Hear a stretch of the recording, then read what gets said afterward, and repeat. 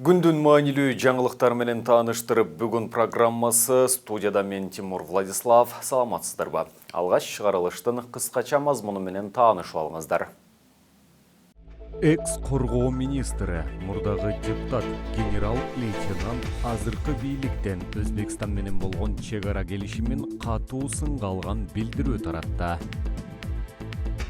Чет өлкөдөн келген гум жардамга мактанган өкмөт мындай ачуу сын пикирди интернет колдонуучулар калтырууда. Аксыда 7 класстын окуучу кызы төрөп, анын атасы ким экени белгилүү болду. Генерал-лейтенант Исмаил Исаков президент Садыр Жапаров менен Камчыбек Ташиевдин чек ара боюнча Өзбекстан менен келишими улуттук кызыкчылыкка жооп бербейт деп билдирүү таратты. Бул билдирүү бир жума мурда даяр болгон экен. Бирок Исмаил Исаковдун кайненеси өтүп кетип, чаткалдан кечээ келди. Буга байланыштуу Исмаил Исаковичтин үй бүлөсүнө жана жакындарына терең кайгыруу менен көңүл айтабыз. УКМКга Исаковдун бул билдирүүсү тууралуу белгилүү болчу. Ошондуктан алдын алып Садыр Жапаров менен Камчыбек Ташиев 2010 жылдагы июнь окуяларын кайра териштирүү боюнча 4 апрелде чечим кабыл алышты. Бирок бул Исмаил Исаковичти токтото алган жок. Ал бүгүн 5 апрель күнү өз билдирүүсүн таратты. Садыр Жапаров та, Камчыбек Ташиев та Өзбекстан президенти Мирзиёев жылуу кабыл алып, далыга таптап, өзүнө керектүү келишимдерге кол койдуруп алууга жетишти деп эсептейт Исмаил Исаков. Ташкенттин мындай жылуу мамилесинин жана мартчылыгынын артынан алардын ойлогон максаттарын жана эмнеге жетишүү аракеттерин билдикпи? Өзүбүздүн кызыкчылыктарды коргой алдыкпы?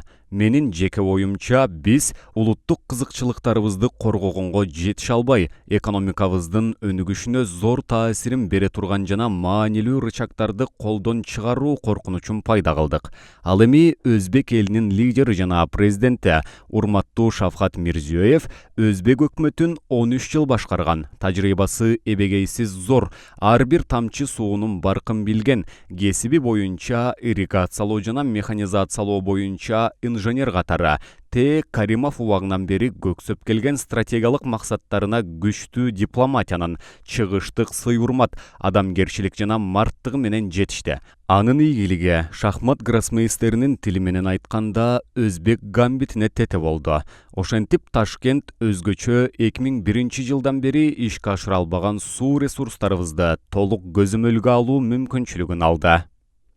Мен ойлойм, эгерде ким болбосун жүйөлүү негиздерди жана фактыларды келтирип, зыяндарды жана колдон чыккан кирешелердин ордун толтурууну мыйзам чегинде талап кылып, кыргыз элинин кызыкчылыктарын коргосо, ал чыныгы патриот. Мындай талапты коюу нарындыгына же башка облустугуна карабай, ар бир кыргыздын жигити менен кызынын, атасы менен баласынын, көк сакал менен ак сакалынын эле эмес, жалпы кыргыз элинин ыйык милдети. Чыдамдуу кыргыз эли коңшулардын мыйзамсыз бир тараптуу иштеринин баарына чыдады, баарын көтөрдү, чөгөлөбөдү, кайрадан турмуштун кээ бир багытынан артка эмес алдыга да кетти.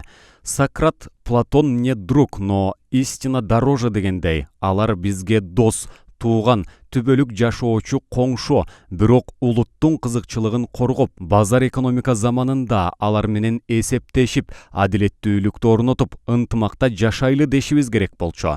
Катаны кетирдик. Азыр дагы кеч эмес, аны оңдоо жолдору бар. Ал үчүн биринчиден суу сактагычтарды эч качан, эч бир жерлерге алмаштырбоо, алардын карамагына же көзөмөлүнө өткөрүп бербөө керек. Себеби суу сактагычтардын алдында алтындай эле байлык жатат.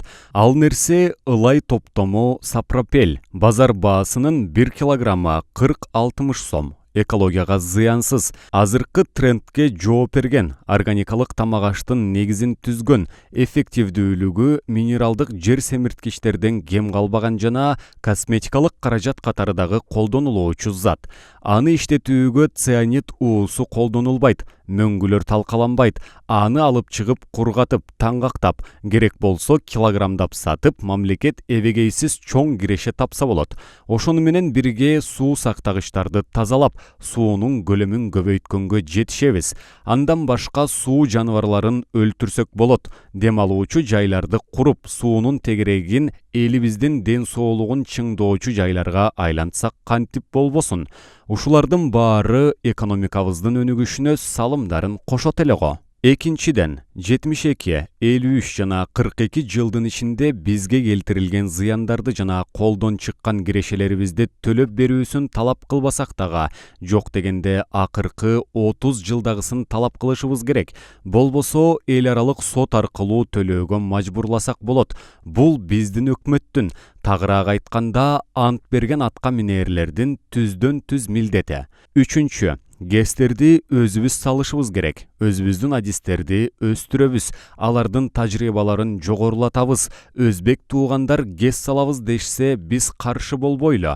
Келтирилген зыяндардын эсебинен бизге салып беришсен, болбосо башка өлкөлөрдү тарталы. Белеги жок, шапкеси жок сүйлөшсөк, соттун чечимисиз баса калбай, инвесторлордун иштөөсүнө шарт түзүп коргосок, мыйзамдар иштесе, инвесторлор кантип келбесин. Төртүнчү, келишимдин негизинде 1978 жылдан бери ишке кирген Кемпир-Абад суу сактагычы боюнча 42 жылдан бери алар тараптан салынбай келген коллектордук дренаждык системаны Камчыбек Ташиев иним айткандай өзүбүздүн бюджеттен эмес, коңшулардын эсебинен 2022 жылга чейин куруп бүтүрүүнү кабыргасынан коюп, бүтүрүү жана 149 километр канал курууга кетчү каражатты төлөп берүүнү талап кылалы. Буларды аткаруу келишимдин негизиндеги алардын милдети, биздин мыйзамдуу талабыбыз. Бешинчи, суу сактагычтардын алдындагы эң баалуу сапропелди иштетүү боюнча өкмөткө тапшырма берип, биринчи иретте кыргыз инвесторлорун тартып, жумуш ордун түзүүнү ишке ашыралы. Бул затка алар канчалык кызыктар экени экс-премьер Чыңгышевдин Токтогул ГЭСинин курулушу боюнча Азаттыкка берген интервьюсу далил. Алтынчы, СССР убагында биздин экономика мал чарбачылыкка багытталып, суунун көпчүлүк көлөмүн коңшулар менен бөлүштүрүү келишими түзүлгөндүктөн, аны кайрадан карап жаңы келишим түзүү керек. Жетинчи, Кемпир-Абад суу сактагычы үчүн компенсацияланбаган жердин ордуна алардын ГЭСине 30-40% үлүшкө кирүүнү талап кылалы. Жер менен суу биздики болсо, эмнеге кирүүгө болбойт? Андан башка Кемпир-Абадка компенсациялоо үчүн берген 4127 гектар бизге берген жерин тактайлы.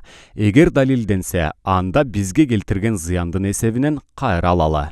Жыйынтыгында улуттун кызыкчылыгына жооп бербеген чек ара боюнча комиссиянын Ташкенттеги протоколун жокко чыгаруу зарыл. Ратификацияланган келишимдердин алкагында чек ара маселелерин коңшулар менен ынтымакта чечели.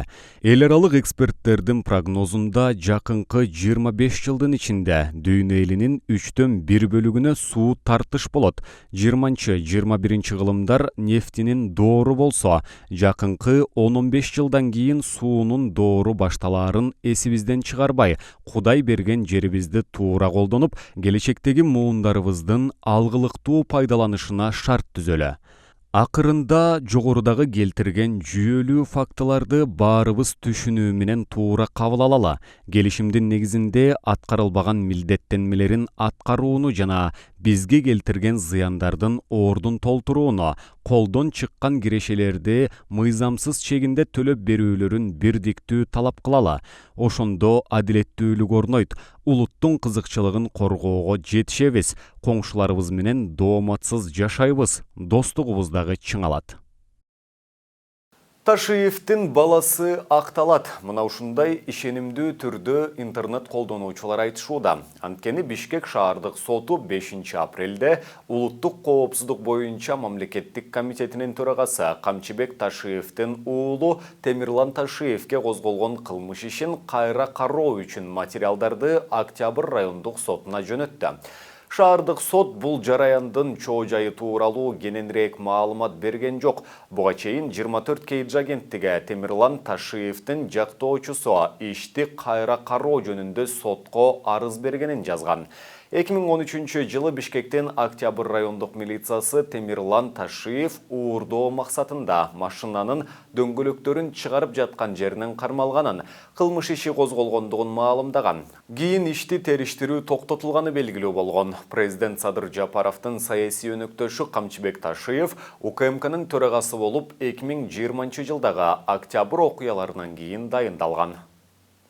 Биздин өкмөтүбүз кайыр сурагандан качан арылат? Мындай нааразычылыктар али да болсо токтой элек. Анткени чет өлкөдөн келген гуманитардык жардамдарды тартынбастан, сыймык менен чоң иш бүтүргөнсүп мактана турган болуп калды.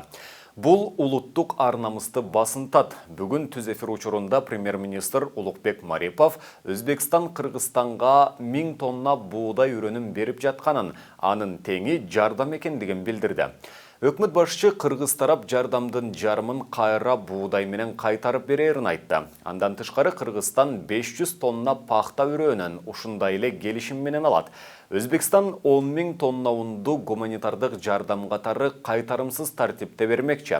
Анын айтымында мындай колдоону Казакстан дагы көрсөткөнү турат. Казак боордоштор дагы 1000 тонна үрөндү күздүк буудай себүүгө жардам катары берип жатышат, деди Марипов.